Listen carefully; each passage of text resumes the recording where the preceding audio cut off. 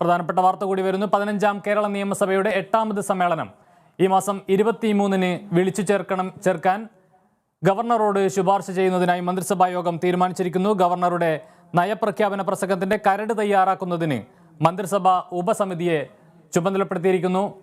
Harishma S തിരുവനന്തപുരത്ത് നിന്നും ചേരുന്നു വാർത്തയുടെ വിശദാംശങ്ങളുമായി. ഹരിഷ്മ, എന്തൊക്കെയാണ് വിവരങ്ങൾ?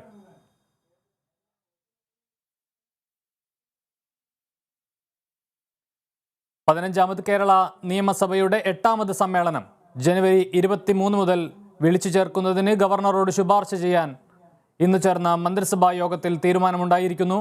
ഗവർണറുടെ നയപ്രഖ്യാപന പ്രസംഗത്തിന്റെ കരട് തയ്യാറാക്കുന്നതിന് മന്ത്രിസഭാ ഉപസമിതിയെ ചുമതലപ്പെടുത്തുക കൂടി ചെയ്തിരിക്കുന്നു. ഈ വാർത്തയുടെ വിശദാംശങ്ങളുമായി തിരുവനന്തപുരത്ത് നിന്നും ഹരിഷ്മ എസ് ചേരുന്നു. ഹരിഷ്മ, എന്തൊക്കെയാണ് കൂടുതൽ വിവരങ്ങൾ? മന്ത്രിസഭാ യോഗത്തിന് തീരുമാനം വന്നിരിക്കുകയാണ്. ഇന്ന് ഓൺലൈനായി ചേർന്ന ക്യാബിനറ്റ് യോഗത്തിലാണ് അടുത്ത നിയമസഭാ സമ്മേളനം എന്ന് ചേരുമെന്നുള്ള കാര്യത്തിൽ തീരുമാനമായിരിക്കുന്നത്. നിയമസഭാ സമ്മേളനത്തിന്റെ തീയതി തീരുമാനിക്കാൻ വേണ്ടിയിട്ടാണ് ഇന്ന് മന്ത്രിസഭാ യോഗം ചേർന്നത്. ഗവർണറുടെ നയപ്രഖ്യാപന പ്രസംഗത്തോടു കൂടി തന്നെ നിയമസഭാ സമ്മേളനം ആരംഭിക്കാൻ ഇന്ന് ചേർന്നുള്ള പ്രത്യേക മന്ത്രിസഭാ യോഗവും തീരുമാനമെടുത്തിരിക്കുകയാണ്. ഇന്നലെ എടുത്ത അതേ തീരുമാനത്തിൽ തന്നെയാണ് ഇന്നും തുടരുന്നത്. നയപ്രഖ്യാപന പ്രസംഗത്തോടു കൂടി തന്നെ 8ാമത് നിയമസഭാ സമ്മേളനം ആരംഭിക്കും. 15ാമത് കേരള നിയമസഭയുടെ 8ാമത് സമ്മേളനമാണ് ജനുവരി 23 മുതൽ നടത്താൻ വേണ്ടി ഗവർണറോട് ശുപാർശ ചെയ്യാൻ മന്ത്രിസഭാ യോഗം തീരുമാനമെടുത്തിരിക്കുന്നത്. ഗവർണറുടെ നയപ്രഖ്യാപനത്തിന്റെ കരട് തയ്യാറാക്കുന്നതിന് വേണ്ടി ഉപസമിതിയെ ചുമതലപ്പെടുത്തി അതിന്റെ നയപ്രഖ്യാപന പ്രസംഗം തയ്യാറാക്കാൻ വേണ്ടി അഡീഷണൽ ചീഫ് സെക്രട്ടറി ആയിട്ടുള്ള ശാരദാ മുരളീധരനോട് മുൻപ് ആവശ്യപ്പെട്ടിരുന്നു. അതിനൊപ്പം തന്നെ ഉപസമിതിയെ കൂടി ചുമതലപ്പെടുത്തിയിട്ടാണ് ഇന്നത്തെ മന്ത്രിസഭാ യോഗത്തിൽ തീരുമാനം ആയിരിക്കുന്നത്.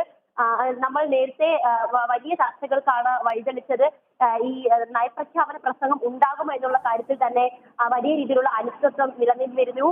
കഴിഞ്ഞ മാസം 13-ാം തീയതി അവസാനിച്ച 15ാം കേരള നിയമസഭയുടെ 7ാം സമ്മേളനം അവസാനിപ്പിച്ചതായി ഗവർണറെ അറിയിച്ച് ബഡ്ജറ്റ് സമ്മേളനം നടത്താൻ വേണ്ടിയിട്ടാണ് സർക്കാർ ഇപ്പോൾ തീരുമാനിക്കുന്നത്.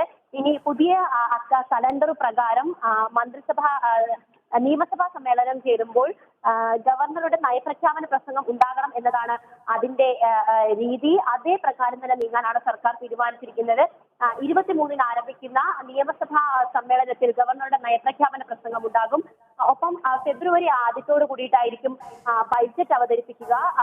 ഇത്തരത്തിൽ സർക്കാരും ഗവർണറും തമ്മിലുള്ള ഏറ്റുമുട്ടലുകൾ, അതിന്റെ ചർച്ചകൾ, വിവാദങ്ങളെല്ലാം ചെറിയ രീതിയിൽ അയവ് വന്നിരിക്കുന്നു എന്ന് നമുക്ക് മനസ്സിലാക്കാം. ഗവർണറുടെ നയപ്രഖ്യാപന പ്രസംഗത്തോടു കൂടി തന്നെ 8ാമത് നിയമസഭാ സമ്മേളനം ആരംഭിക്കും. 23-ാം തീയതിയാണ് സമ്മേളനം ആരംഭിക്കാൻ വേണ്ടി തീരുമാനിച്ചിരിക്കുന്നത്. അതിന്റെ നയപ്രഖ്യാപന പ്രസംഗത്തിന്റെ കരട് തയ്യാറാക്കുന്നതിന് വേണ്ടി ഉപസമിതിയെ രൂപീകരിച്ചിരിക്കുകയാണ്. കമലേഷ്, 8ാമത് നിയമസഭാ സമ്മേളനം ഈ മാസം 23-ന് വിളിച്ചു ചേർക്കുകയാണ്. ഇക്കാര്യം ഗവർണറോട് ശുപാർശ ചെയ്യാൻ മന്ത്രിസഭാ യോഗം തീരുമാനിച്ചിരിക്കുന്നു. ഹരിഷ്മ എസ് വാർത്തയുടെ വിശദാംശങ്ങൾ നൽകിയത് തിരുവനന്തപുരത്ത് നിന്നും.